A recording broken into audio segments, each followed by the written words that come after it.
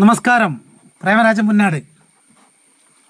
അപ്പോൾ ഇന്നത്തെ മാധ്യമങ്ങളിലൊക്കെ വാർത്ത, ഇന്നലത്തെ ദൃശ്യമാധ്യമങ്ങളുടെ വാർത്ത, ഹലാലാക്കുന്ന പൈസ, ഹലാൽ ബാങ്ക്. പെരുത്ത് ഹലാൽ കേട്ടിട്ടുണ്ട്, ഹലാക്കിൻ്റെ ഹലാലായിപ്പോൾ ഇത്. ഹലാലാക്കുന്ന ഒരു ഹലാൽ വിവാദം ഒരു കാലഘട്ടത്തിൽ ഉണ്ടായിരുന്നു. ഭക്ഷണം ഹലാലാക്കുന്നു, ഹലാൽ തട്ടുകട, അങ്ങനെ വിവിധമായ, ഇപ്പോൾ ഒരു വീട്ടിലൊരു പരിപാടി ഉണ്ടെങ്കിൽ ആ ഭക്ഷണത്തെ ഹലാലാക്കുക. അതൊക്കെ സാധാരണ ഞാൻ കേട്ടുവന്നത് ഉസ്താദുമാരാണ്, പുരോഹിതന്മാരാണ് അത് ചെയ്യുന്നത്. പക്ഷേ കണ്ണൂർ ജില്ലയിൽ പൈസ ഹലാലാക്കുന്നത് പുരോഹിതന്മാരല്ല. എൻ്റെ അഭിപ്രായത്തിൽ അതിൽ പണം നഷ്ടപ്പെട്ടവർക്ക് അത് നഷ്ടപ്പെടണം, അത് ആവശ്യമാണ്. നമ്മളെ നാട്ടിലെല്ലാം പറയില്ല അങ്ങനെ വേണമെന്ന്, അങ്ങനെ തന്നെ വേണം. നിങ്ങളുടെ പൈസ നിങ്ങളുടെ കയ്യിൽ സൂക്ഷിക്കാൻ പറ്റേണ്ടതാണ്. ഈ ഹലാൽ പൈസ നിങ്ങൾ കൊണ്ടിട്ടിട്ടുണ്ടെങ്കിൽ അത് കള്ളപ്പണമാണ്. കള്ളപ്പണമല്ലാത്ത പണം നമ്മുടെ നാട്ടിൽ നാഷണലൈസ് ബാങ്ക് ഇടപാടിലൂടെ ഇപ്പോൾ അംഗീകൃത സൊസൈറ്റികളിലൂടെ കൈകാര്യം ചെയ്യുന്നതാണ്. ഈ ഹലാൽ എന്ന് പറയുന്ന ഒരു ബാങ്കിങ് സംവിധാനം, ബാങ്ക് തന്നെ ഇന്ത്യ രാജ്യത്തില്ല.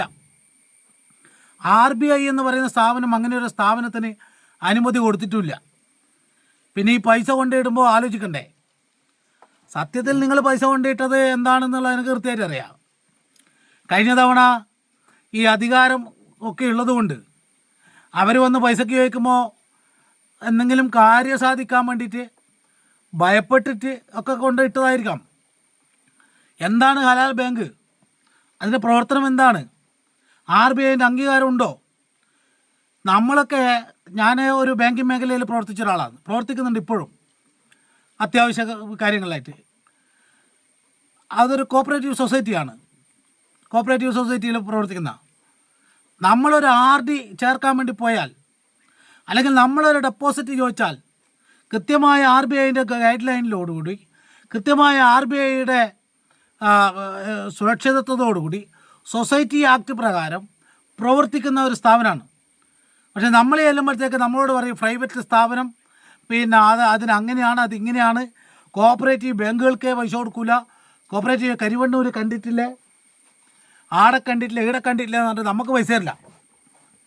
നമ്മളുടെ ജീവിതത്തിൻ്റെ രണ്ട് അറ്റവും കൂട്ടിക്കെട്ടാൻ വേണ്ടിയിട്ട് പെടാപ്പാട് പെടുന്ന സമയത്ത് പെടാപ്പാട് പെടുകയും, അതുപോലെ തന്നെ ഇവിടെ നിങ്ങൾ മനസ്സിലാക്കേണ്ടത്, ലോൺ അടക്കാൻ നിർവാഹമില്ലാതെ, വീടെടുക്കാൻ നിർവാഹമില്ലാതെ ഒരു പുരോഹിതൻ, ഒരു ഉസ്താദ് ജീവൻ ഒടുക്കേണ്ട അവസ്ഥ വന്ന് ആ മാനസികാവസ്ഥയിൽ ഇതുപോലെ നിരവധിയായ ആളുകൾ കഴിഞ്ഞു പോകുമ്പോഴാണ് നിങ്ങൾ ഈ പണം അവിടെ സൂക്ഷിക്കാൻ കൊടുത്തിരിക്കുന്നത്.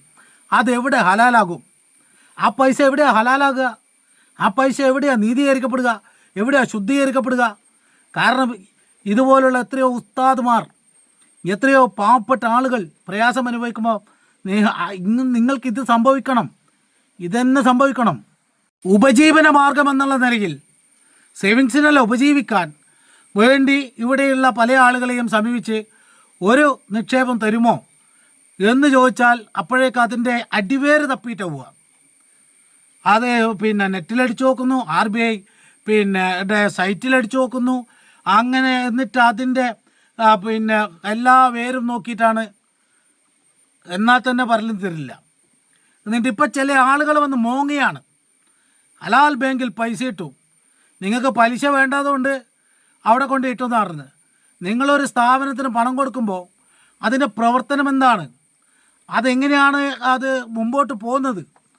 കാരണം ഇതിനൊക്കെ ചില നിബന്ധനകളുണ്ടല്ലോ, ആ ഗൈഡ് ലൈനൊക്കെ ഇത് മുമ്പോട്ട് കൊണ്ടുപോകുന്നുണ്ടോ എന്നൊക്കെ നോക്കണ്ടേ. അല്ലാണ്ട് ഇപ്പം ഭരണം പോയാലോ ഇവരെ ഒന്ന് വിഷമിപ്പിച്ച് കളയാമെന്ന് കരുതി ഇപ്പോൾ വന്നിട്ടാണോ പറയേണ്ടത്? നിങ്ങൾ ഈ കാലം അത്രയും എവിടെയാണ് പോയത്? എന്താണ് പിന്നെ ഈ ബാങ്കിൻ്റെ പ്രവർത്തനം? നിങ്ങൾ പറയുന്ന ലാഭമില്ലാതെ പണം നിങ്ങൾക്ക് നിങ്ങളെ വീട്ടിൽ സൂക്ഷിക്കാൻ പറ്റണ്ടേനോ? നിങ്ങൾക്ക് അങ്ങനെയെങ്കിൽ നിങ്ങൾ ഉസ്താദിൻ്റെ കയ്യിൽ കൊണ്ടു കൊടുക്കുക, പള്ളിയിൽ അവർ പ്രാർത്ഥിച്ച് ഹലാലാക്കും, അല്ലെങ്കിൽ ഏതെങ്കിലും ഒരു മക്കാമ കൊണ്ട് കൊടുക്കുക.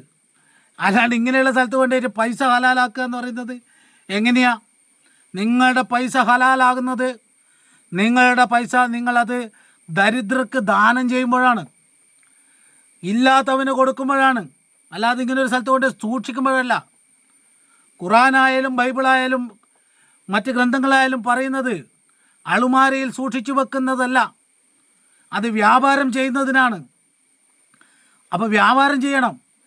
അല്ലെങ്കിൽ ഈ നാട്ടിൽ മരുന്ന് വാങ്ങാൻ, അരി വാങ്ങാൻ, അങ്ങനെ പലതിനും വേണ്ടി പ്രയാസപ്പെടുന്ന ഒരുപാട് ജനങ്ങൾ നിങ്ങളുടെ മഹലിന് കീഴിലുണ്ട്, നിങ്ങളുടെ നാട്ടിലുണ്ട്.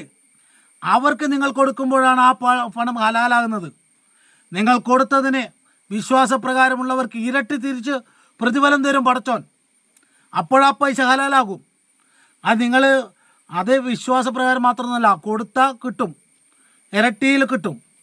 അപ്പോൾ നിങ്ങളിത് നിക്ഷേപിക്കാൻ, അവിടെ സൂക്ഷിക്കാൻ കൊണ്ട് കൊടുത്താൽ അതിങ്ങനെയൊക്കെ ഉണ്ടാവും.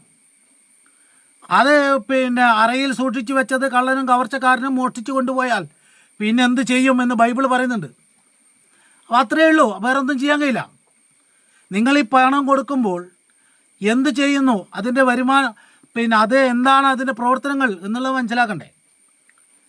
നിങ്ങൾ ഹലാലാക്കാൻ വേണ്ടി കൊണ്ടു കൊടുക്കുക, അത് ഷെയർ മാർക്കറ്റിലേക്ക് ഇട്ട് അല്ലെങ്കിൽ മറ്റെന്തെങ്കിലും ചെയ്ത് കൊള്ള ലാഭം ഉണ്ടാക്കി അതിനകത്ത് നിന്ന് നിങ്ങളുടെ പൈസ നിങ്ങൾക്ക് തരുന്നു. സാധാരണക്കാരൻ ബാങ്കിൻ്റെ കളക്ഷൻ എടുക്കാൻ വന്നാൽ ഓനാ 100 രൂപ കൊടുത്താൽ നിങ്ങൾക്ക് അതിൻ്റെ ഇൻട്രസ്റ്റ് വേണ്ടെങ്കിൽ നിങ്ങളുടെ മുതലെടുത്തിട്ട് ഇൻട്രസ്റ്റ് ആ പാവപ്പെട്ടവർക്ക് കൊടുത്താൽ പോരെ. അത് ഹലാൽ മാത്രമല്ല, നിങ്ങൾക്ക് ഈ ലോകത്തും ഇഹലോകത്തും പരലോകത്തും നിങ്ങൾക്ക് അതിൻ്റെ നന്മ കിട്ടൂലേ. എന്നിട്ട് ഇപ്പോൾ പടക്കിടന്ന് കരഞ്ഞുകൊണ്ട് കാര്യമുണ്ടോ? ഇന്ത്യയിൽ ഹലാൽ എന്ന് പറഞ്ഞൊരു ബാങ്കിങ് സിസ്റ്റം ഇല്ല, ഇന്ത്യയിലില്ല. RBI റൂൾസ് പ്രകാരം RBI അങ്ങനെ ഒരു അംഗീകാരം കൊടുത്തിട്ടില്ല. കണ്ണൂർ ജില്ലയിൽ മാത്രം പുതിയ പരിപാടി. അനുഭവിച്ചോ? നല്ലോണം അനുഭവിക്കണം നിങ്ങൾ. അതൊരു സാധാരണക്കാരന് കൊടുത്തിട്ടുണ്ടെങ്കിൽ അവൻ്റെ പ്രാർത്ഥനയും അവൻ്റെ നന്ദിയും ഉണ്ടാകുമായിരുന്നു. ഇതേ ഇനി നിങ്ങൾ കേസിന് പോയിട്ടോ ഒരു വിവാദ വിപ്ലവം ഉണ്ടാക്കിയാൽ നിങ്ങൾക്ക് ഈ പൈസ തിരിച്ചു കിട്ടുമൊന്നുമില്ല. പ്രത്യേകിച്ച് നമുക്കൊരു സ്ഥലത്തു നിന്ന് പൈസ കിട്ടാനുണ്ടെങ്കിൽ കേസിന് പോയാൽ ആ പൈസേൻ്റെ കാര്യത്തിൽ തീരുമാനം ഉണ്ടാവും. ഈ കാര്യത്തിൽ ഏതാണ് ആ തീരുമാനം ഉണ്ടാവുള്ളൂ. ഒരു വിപ്ലവം ഉണ്ടാക്കി, ഒരു വാർത്തയുണ്ടാക്കി ചില ആളുകളെ ഒന്ന് വിഷമിച്ച് കളയാന്നല്ലാതെ ഇതിനകത്ത് നിങ്ങൾക്ക് ഇനി വലിയ നേട്ടമൊന്നും വരാൻ പോകുന്നില്ല. അപ്പോൾ ഹലാലാക്കാൻ കൊടുത്ത പൈസ ഹലാക്കായിപ്പോയി എന്ന് വിചാരിച്ചോളുക. ആ പൈസേൻ്റെ കാര്യത്തിൽ അത്തരം ആശ്വസിക്കുക എന്നല്ലാതെ മറ്റ് നിർവാഹം ഉണ്ടാവും തോന്നുന്നില്ല. ബാക്കിയെല്ലാം നിങ്ങളുടെ സാമർത്ഥ്യം പോലെ ഇരിക്കും. അപ്പോൾ അതുകൊണ്ട് ഇതുപോലുള്ള ഇൻട്രസ്റ്റിംഗ് ആയിട്ടുള്ള അറിവുകളുള്ള പ്രതികരണമുള്ള പല നിങ്ങൾക്ക് ഗുണം ചെയ്യുന്ന വീഡിയോകൾ ഇതിനകത്ത് നിങ്ങൾക്ക് പ്രതീക്ഷിക്കാം. ഈ ചാനൽ സബ്സ്ക്രൈബ് ചെയ്യുക, ഷെയർ ചെയ്യുക, ബെൽ ബട്ടൺ അമർത്തുക. അതുപോലെ തന്നെ നിങ്ങളുടെ അഭിപ്രായങ്ങൾ, നിർദ്ദേശങ്ങൾ ഇതിൻ്റെ കീഴിൽ രേഖപ്പെടുത്തി നിങ്ങൾ ഈ ചാനലിൻ്റെ വിജയത്തിന് വേണ്ടി നിങ്ങളുടെ നിസ്സീമമായ സഹകരണം ഉണ്ടാകണം. നിങ്ങളുടെ സുഹൃത്തുക്കൾക്ക് അയച്ചു കൊടുത്ത് ഈ ചാനൽ ഒന്ന് സബ്സ്ക്രൈബ് ചെയ്ത് എന്നെ സപ്പോർട്ട് ചെയ്യണം, ഫോളോ ചെയ്യണം എന്ന് അഭ്യർത്ഥിക്കുന്നു.